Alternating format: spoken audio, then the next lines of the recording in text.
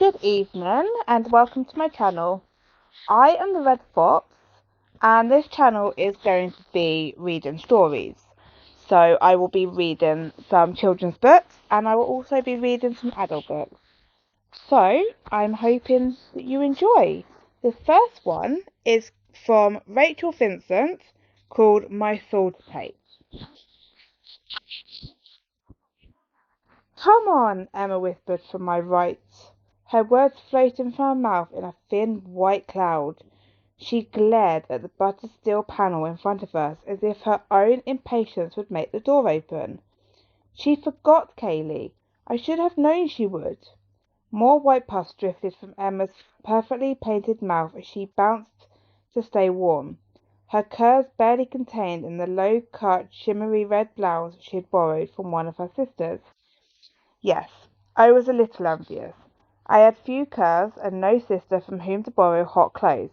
But I did have the time, and one glance at my cell phone told me it was still 4 minutes to 9. She'll be here. I smoothed the front of my own shirt and slid my phone into my pocket as Emma knocked for the third time. We're early. Just give her a minute. My own puff of breath had yet to fade when metal creaked and the door swung slowly toward us, leaking rhythmic flashes of smoky light and a low thumping beat into the cold, dark alley. Tracy Marshall, Emma's youngest older sister, stood with one palm flat against the door, holding it open. She wore a snug, low-cut black tee, readily displaying the family resemblance, as if the long blonde hair wasn't enough. "'Bout time," Emma snapped, stepping forward to brush past her sister, but Tracy slapped her free hand against the doorframe, blocking our entrance. She returned my smile briefly, then frowned at her sister. "Nice to see you too. Tell me the rules."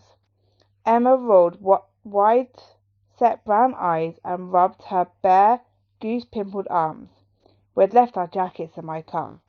"No alcohol, no chemicals, no fun of any sort," she mumbled the last part, and I stifled a smile. "What else?" Tracy demanded, obviously struggling to maintain a rare scowl. "Come together, stay together, leave together," I supplied, reciting the same lines we'd repeated each time she stuck us in, only twice before. The rules were lame, but I knew from experience that we wouldn't get in without them. And Emma stamped her feet for warmth, chunky heels clacking on the concrete. "If we get caught, we don't know you." As if anyone would believe that. The Marshall girls were all cast from the same mould, a tall, voluptuous mould that put my own modest curves to shame. Tracy nodded, apparently satisfied, and let her hand fall from the doorframe. Emma stepped forward, and her sister frowned, pulling her into the light from the hall fixture overhead. "Is that Kara's new shirt?" Emma scowled and tugged her arm free. "She'll never know it's gone."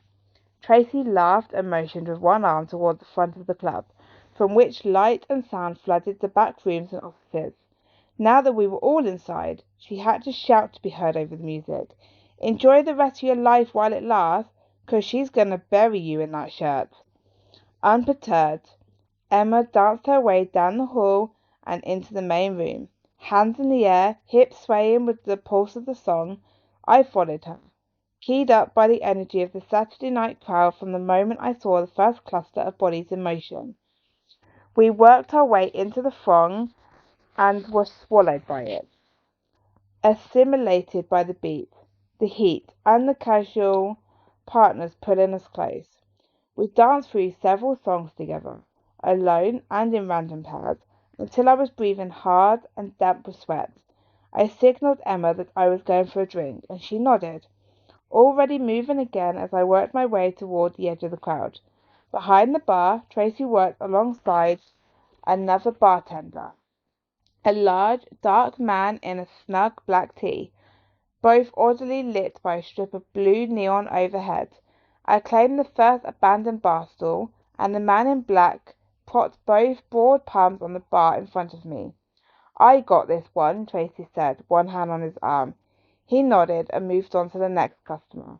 "What'll it be?" Tracy smoothed back a stray strand of pale, blue-tinted hair.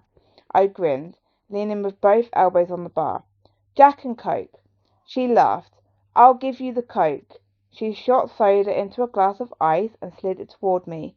I pushed a 5 across the bar and swiveled on my stool to watch the dance floor, scanning the multitude for Emma.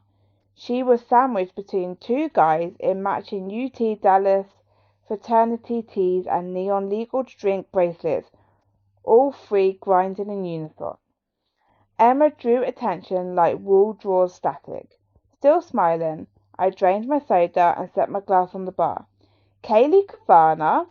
I jumped at the sound of my own name and whirled toward the stall to my left.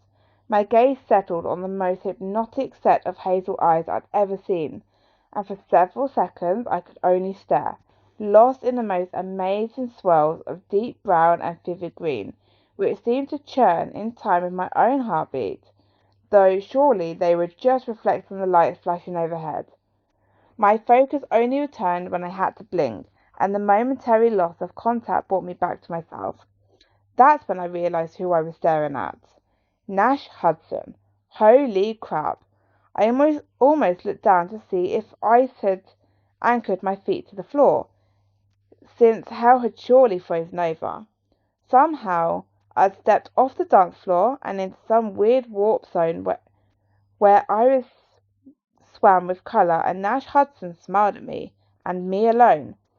I picked up my glass, hoping for one last drop to re-wet my suddenly dry throat, and wondered fleetingly if Tracy had spiked my Coke, but discovered it every bit as empty as I'd expected. Need a refill? Nash asked, and that time I made my mouth open. After all, if I was dreaming, or in the Twilight Zone, I had nothing to lose by speaking, right? I'm good, thanks. I ventured a hesitant smile, and my heart nearly exploded when I saw my grin reflected on his upturned, perfectly formed lips. How'd you get in here? He arched one brow, more in amusement than in real curiosity. Crawl through the window? Back door, I whispered, feeding my face flush. Once he knew I was a junior, too young even for an 18 and over club like Taboo. What? He grinned and leaned closer to me above the music. His breath brushed my neck, and my pulse pounded so hard I felt lightheaded. He smelled so good. Back door, I repeated into his ear. Emma's sister works here. Emma's here? I pointed her out on the dance floor, now swaying with three guys at once, and assumed that would be the last I saw of Nash Hudson. But, to my near-fatal shock, he dismissed Em at a glance and turned back to me with a mischievous gleam in those amazing eyes. Aren't you going to dance? My hand was suddenly sweaty around my empty glass. Did that mean he wanted to dance with me, or that he wanted to bar stall for his girlfriend? No, wait. He'd dumped his latest girlfriend the week before, and the sharks were already circling the fresh meat, though they're not circling him now. I saw no one from Nash's usual crowd, either clustered around him or on the dance floor.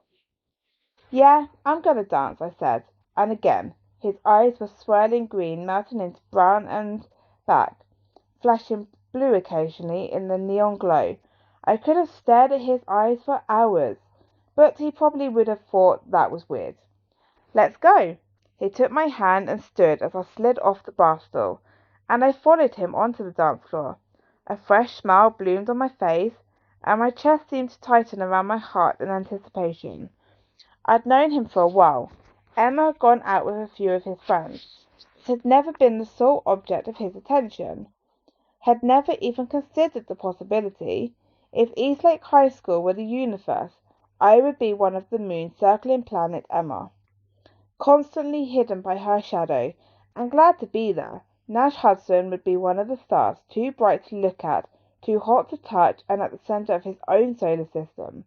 But on the dance floor, I forgot all that. His light was shining directly on me, and it was so warm. We wound up only feet from Emma, but with Nash's hands on me, his body pressed into mine, I barely noticed. The first song ended, and we were moving to the next one before I even fully realized the beat had changed. Several minutes later, I glimpsed Emma over Nash's shoulder. She stood at the bar with one of the guys she had been grinding with, and, as I watched, Tracy set a drink in front of each of them. When her sister turned around, Emma grabbed her partner's drink, something dark with a wedge of lime on the rim, and drained it in 3 gulps.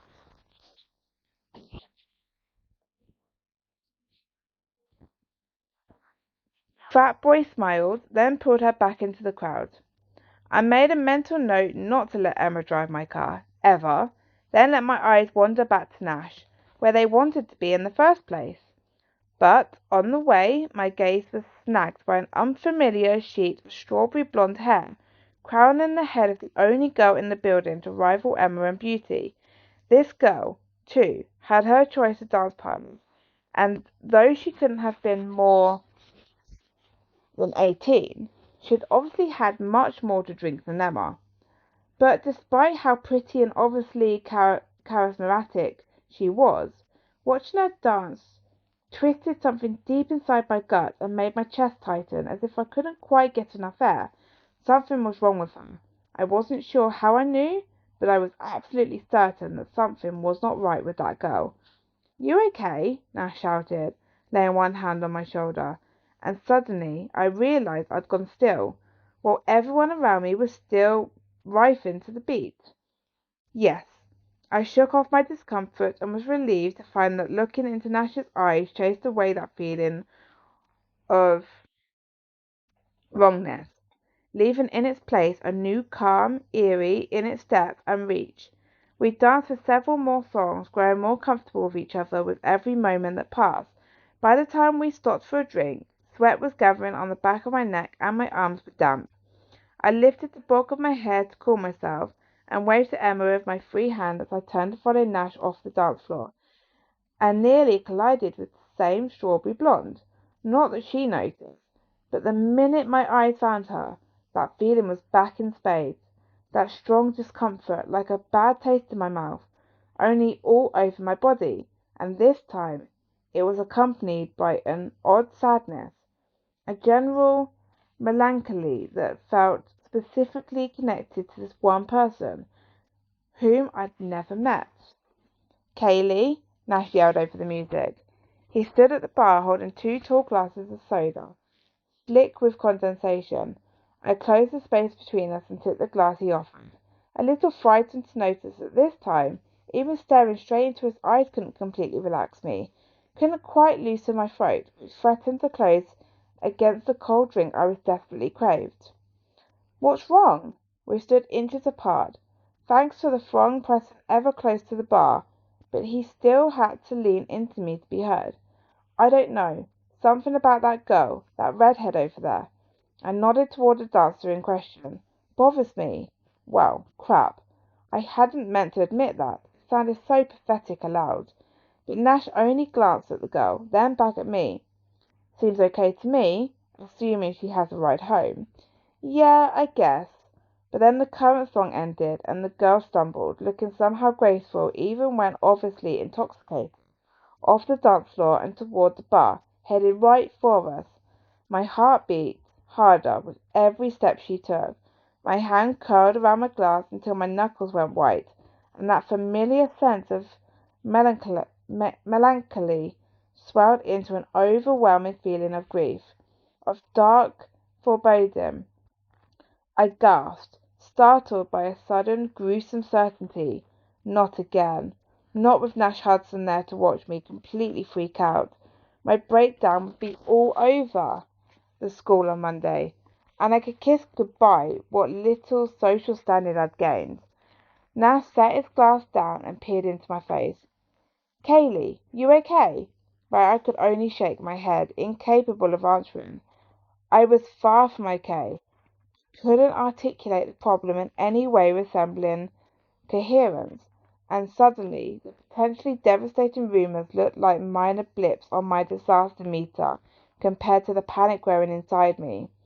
Each breath came faster than the last, and a scream built deep within my chest. I clamped my mouth shut to hold it back, grinding my teeth painfully. The strawberry blonde stepped up to the bar on my left, and only a single stool and its occupant stood between us. The male bartender took her order, and she turned sideways to wait for her drink. Her eyes met mine. She smiled briefly, then stared out onto the dance floor. Horror washed over me in a devastating wave of intuition. My throat closed. I choked on a scream of terror. My glass slipped from my hand and shattered on the floor. The red-headed dancer squealed and jumped back as ice-cold soda splattered me, Nash, and the man on the stool to my left. But I barely noticed the frigid liquid or the people staring at me. I saw only the girl and the dark, translucent shadow that had enveloped her. Kaylee! Nash tilted my face up so that our eyes met. His were full of concern, the colours swirling almost out of control now in the flashing lights. Watching them made me dizzy. I wanted to tell him something, anything, but if I opened my mouth, the scream would rip free, and then anyone who wasn't already looking at me would turn to stare. They'd think I'd lost my mind. Maybe they'd be right. What's wrong? Nash demanded, stepping closer to me now, heedless of the glass and the wet floor. Do you have seizures? But I could only shake my head at him, refusing passage to the wail trying to claw its way out of me, denying the existence of a narrow bed in a sterile white room awaiting my return. And suddenly Emma was there. Emma, with her perfect body, beautiful face, and heart the size of an elephant's. She'll be fine. Emma pulled me away from the bar as the male bartender came forward with a mop and bucket. She just needs some air. She waved off Tracy's worried look and frantic hand gestures, then tugged me through the crowd by one arm. I clamped my free palm over my mouth and shook my head furiously when Noah tried to take that hand in his. I should have been worried about what he would think. He would want nothing else to do with me now that I'd publicly embarrassed him. But I couldn't concentrate long enough to worry about anything but the redhead at the bar, the one who'd watched us leave through a shadow shroud only I could see. Emma led me past the bathrooms and into the back hall, Nash close on my heels. What's wrong with her? He asked. Nothing. Emma passed the turn and smiled at us both, and gratitude broke through my dark terror for just an instant. It's a panic attack. She just needs some fresh air and time to calm down. But that's where she was wrong. It wasn't time I needed. So much as space, distance between me and the source of the panic. Unfortunately, there wasn't enough room in the whole club to get me far enough away from the girl at the bar. Even with me standing by the back door, panic was so strong as ever. The unspoken shriek burned my throat, and if I unclenched my jaws, if I lost control, my scream would shatter eardrums all over Taboo. It would put the thumping dance beat to shame, and possibly blow out the speakers, if not the windows. All because of some redhead I didn't even know. Just thinking about her sent a fresh wave of devastation through me, and my knees collapsed. My fall caught Emma off guard, and I would have pulled her down if Nash hadn't caught me. He lifted me completely off the ground, cradling me like a child, and followed Emma out the back door with me secure in his arms. The club had been dim, but the alley was dark, and it went quiet once the door thumped shut behind us, Emma's bank card keeping the latch from sliding home. The frigid near silence should have calmed me, but the racket in my head had reached its zenith. The scream I refused to release slammed around in my brain, reverberating, echoing, punctuating the grief still thick in my heart. Nash sat me down in the alley. By then my thoughts had lost all semblance of logic or comprehension. I felt something smooth and dry beneath me, and only later would I realize Emma had found a collapsed box for him to set me on. My jeans had ridden up on my legs when Noah carried me, and the cardboard was cold and gritty with grime against my calves. Kaylee! Emma knelt in front of me, her face inches from mine, but I couldn't make sense of a word she said after my name. I heard only my own thoughts. Just one thought, actually. Paranoid delusion. According to my former therapist, which presented itself with the absolute authority of long-held fact, then Emma's face disappeared, and I was staring at her knees. Nash said something I couldn't make out. Something about a drink. Music swelled back to life. Then Emma was gone. She'd left me alone with the hottest guy I'd ever danced with. The last person in the world I wanted to witness my total break with reality. Nash dropped onto his knees and looked into my eyes, the greens and browns in his still churning frantically somehow, though there was no light overhead now. I was imagining it. I had to be.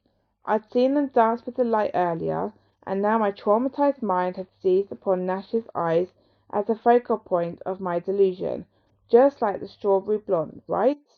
But there was no time to think through my theory. I was losing control. Successive waves of grief threatened to flatten me, crushing me into the wall with an invisible pressure, as if Noah weren't even there. I couldn't suck in a deep breath, yet a high-pitched keening leaped from my throat now. Even with my lips still shut, my vision began to go even darker than the alley, though I wouldn't have thought that possible. Like the whole world had been overlaid with an odd grey filter. Nash frowned, still watching me, then twisted to sit beside me, his back against the wall too, on the edges of me, grey in vision. Something scuttled past soundlessly, a rat or some other scavenger attracted by the club's garbage bin. No, whatever I'd glimpsed was too big to be a rodent, unless we'd stepped into Buttercup's fire swamp and too indistinct for my shattered focus to settle on. Nash took my free hand in his, and I forgot whatever I'd seen. He pushed my hair back from my right ear. I couldn't understand most of what he whispered to me, but I gradually came to realize his actual words weren't important. What mattered was his proximity, his breath on my neck, his warmth melting into mine, his scent surrounding me, his voice swirling in my head, insulating me from the screams still ricocheting against my skull. He was calming me with nothing more than his presence, his patience, and whispered words of what sounded like a child's rhyme, based on what little I caught. And it was working. My anxiety gradually faded, and dim, gritty colour leaked back into the world. My fingers relaxed around his hand, my lungs expanded fully, and I sucked in a sharp, frigid breath, suddenly freezing as sweat from the club dried on my skin. Panic was still there, in the shadowed corners of my mind, in the dark spots on the edge of my vision, but I could handle it now, thanks to Nash. "You okay?" he asked when I turned my head to face him, bricks cold and rough against my cheek. I nodded, and that's when a new horror descended. Utter, consuming, inescapable mortification, most awful in its longevity. The panic attack was all but over, but humiliation would last a lifetime. I completely lost it in front of Nash Hudson. My life was over. Even my friendship with Emma wouldn't be enough to repair the damage from such a nasty wound. Nash stretched his legs out. "Want to talk about it?" No. I wanted to go hide in a hole, or stick my head in a bag, or change my name and move to Peru. Then suddenly, I did want to talk about it. With Nash's voice still echoing softly in my head, his words whispering faintly over my skin, I wanted to tell him what had happened. It made no sense. After knowing me for 8 years and helping me through at least half a dozen previous panic attacks, Emma still had no idea what caused them. I couldn't tell her. It would scare her. Or worse, finally convinced I really was crazy. So, why did I want to tell Nash? I had no answer for that, but the urge was undeniable. Strawberry blondes. There, I'd said it out loud and committed myself to some sort of explanation. Nash's brow furrowed in confusion. "You know her?" "No, fortunately. Merely sharing oxygen with her had nearly driven me out of my mind. But something's wrong with her. Nash, she's dark." Kaylee, shut up. If he wasn't already convinced I was certifiable, he would be soon. "What?" His frown deepened, but rather than bewildered or skeptical. He looked surprised. Then came fake comprehension. Comprehension and dread. He might not know exactly what I meant, but he didn't look completely clueless either. What do you mean, duck? I closed my eyes, hesitating at the last second. What if I'd misread him? What if he did think I was crazy? Worse yet, what if he was right? But in the end, I opened my eyes and met his gaze, frankly, because I had to tell him something, and surely I couldn't damage his opinion of me much more than I already had, right? Okay, this is going to sound weird, I began, but something's wrong with that girl at the bar. When I looked at her, she was shadowed. I hesitated, scrounging up the courage to finish what I'd started. She's going to die, Nash. That girl is going to die very, very soon. Okay, well, that is the end of chapter one. So I hope you enjoyed it, and please come back again for more if you want to see how the story unfolds. Okay, thank you for listening. Bye.